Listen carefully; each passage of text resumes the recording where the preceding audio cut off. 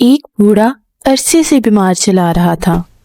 جب وہ زندگی سے مایوس ہو گیا تو اس نے اپنے تینوں بیٹوں کو بلایا اور کہنے لگا، میں چند دن کا مہمان ہوں۔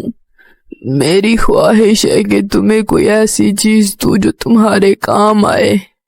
بظاہر تو وہ معمولی ہے، لیکن اگر اس کا صحیح استعمال کرو گے تو تم اپنی قسمت پر رشک کرو گے۔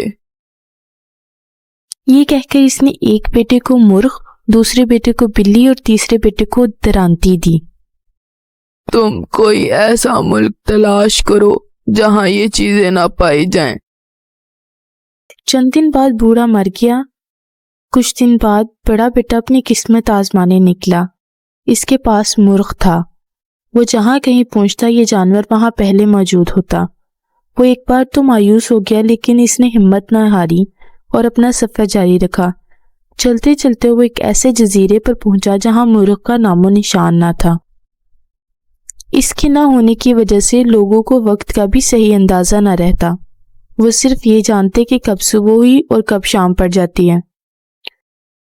اس نے لوگوں سے کہا، دیکھو یہ جانور کتنا شاندار ہے، اس کے سر پر قلگی ہے اور اس کا لباس بہت ہی خوبصورت ہے۔ یہ رات کو مقررہ وقت پر 3 بار اذان دیتا ہے۔ جب یہ آخری بار بولتا ہے تو مطلب صبح ہو چکی ہے۔ لوگ یہ سن کر بہت خوش ہوئے۔ تجربہ کرنے کے لیے پوری رات نہ سوئے۔ مرغ نے 2 بجے، 4 بجے اور 6 بجے اذان دی۔ اس سے رات 4 حصوں میں تقسیم ہوگی اور انہیں رات کو وقت کا صحیح اندازہ لگانے میں آسانی ہوئی۔ لوگوں نے پوچھا کہ مرغ کتنے میں فروخت کرو گے؟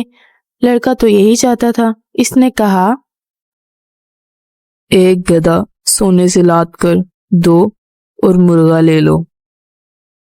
لوگ ہنس پڑے کہ یہ کیا قیمت مانگی۔ بہرحال انہوں نے اسے ایک گدھا سونے سے لاد کر دے دیا۔ وہ اسے لے کر اپنے وطن پہنچ گیا۔ اس کے بھائی اس کی خوش قسمتی پر رخص کرنے لگے۔ اب منجلا بیٹا جس کے پاس درانتی تھی وہ بھی سفر کے لیے روانہ ہوا۔ وہ اپنی درانتی لے کر قسمت آزمائی کے لیے سفر پر روانہ ہو گیا۔ وہ سفر کے دوران میں ایسے ملکوں میں بھی پہنچا جہاں نہ صرف یہ درانتی بلکہ زیر استعمال بڑی بڑی مشینیں بھی تھی۔ اس نے سوچا شاید میری قسمت ہی کھوٹی ہے۔ اس نے اپنے بڑے بھائی کی طرح حوصلہ نہ ہارا بلکہ مسلسل تلاش میں مارا مارا پھرتا رہا۔ آخر وہ ایک دور دراز خطے میں پہنچا جہاں لوگ فصل کو کاٹنے کے فن سے ناواقف تھے۔ وہ ہاتھوں سے ہر شے کو توڑا کرتے تھے، لیکن اس طرح انہیں خاصی مشکل کا سامنا کرنا پڑتا تھا۔ ان لوگوں نے فصل وغیرہ کاٹنے کے لیے درانتی کی شکل میں نیا ہتھیار دیکھا تو بہت خوش ہوئے اور ہر قیمت پر اسے خریدنے کا فیصلہ کیا۔ لڑکے نے کہا،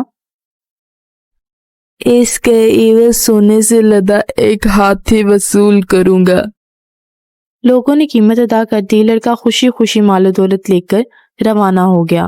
اب باری تھی سب سے چھوٹے بیٹے کی جس کے پاس بلی تھی۔ پہلے تو اس کے ساتھ بھی یہی ہوا کہ وہ جہاں جاتا بلیاں موجود ہوتی، لیکن اس نے ہمت نہ ہاری اور گھومتا پھرتا رہا۔ وہ ایک ایسے دیس میں پہنچا جہاں لوگوں نے ابھی تک بلی کا نام تک نہ سنا تھا، لیکن دوسری طرف وہاں چوہوں کی اس قدر بہتات تھی کہ لوگوں کی نیندیں حرام ہو جاتی۔ وہاں کے بادشاہ کی ایک بیٹی تھی جس کا نام شہزادی مینا تھا۔ شہزادی مینا کو چوہوں سے سخت نفرت تھی۔ وہ ہر وقت اپنے کمرے میں دبکی ہوئی بیٹھی رہتی، خوف کے مارے۔ بادشاہ اس کی یہ مایوسی اور اداسی دیکھ کر بہت پریشان تھا، لیکن ان میں سے کسی کو یہ معلوم نہیں تھا کہ چوہوں کی اس قدر بہتات کو کس طرح روکا جائے۔ پھر وہاں پر سب سے چھوٹا بیٹا جس کے پاس بلی تھی وہ پہنچا۔ بلی نے دیکھتے دیکھتے سینکڑوں چوہوں کو مار ڈالا۔ لوگ خوشی سے ناچنے لگے۔ شہزادی نے مسکرا کر اس کی طرف دیکھا۔ بادشاہ نے چوہوں سے مکمل نجات حاصل کرنے کے لیے بلی کو خریدنے کی پیشکش کی۔ لڑکے نے کہا، مجھے سونے سے لدا ہوا ایک اونٹ دے دو۔ بادشاہ ہنس دیا۔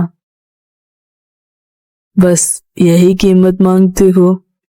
یہ تو بہت معمولی ہے۔ لڑکے نے مزید فرمائش نہ کی بلکہ شہزادی کی طرف مسکرا کر دیکھنے لگا۔ بادشاہ سلامت کو لڑکے کی یہ سادگی بہت پسند آئی۔ شہزادی بھی اس کی طرف دیکھ کر مسکرا رہی تھی۔ بادشاہ نے فیصلہ کیا کہ وہ اپنی بلی کے ساتھ یہیں پر رہے گا۔ شہزادی اور وہ لڑکا بہت خوش ہوئے۔ کچھ دنوں بعد ان دونوں کی شادی کر دی گئی اور لڑکے نے اپنے دونوں بھائیوں کو بھی بلا لیا۔ اس طرح سب ہنسی خوشی رہنے لگے۔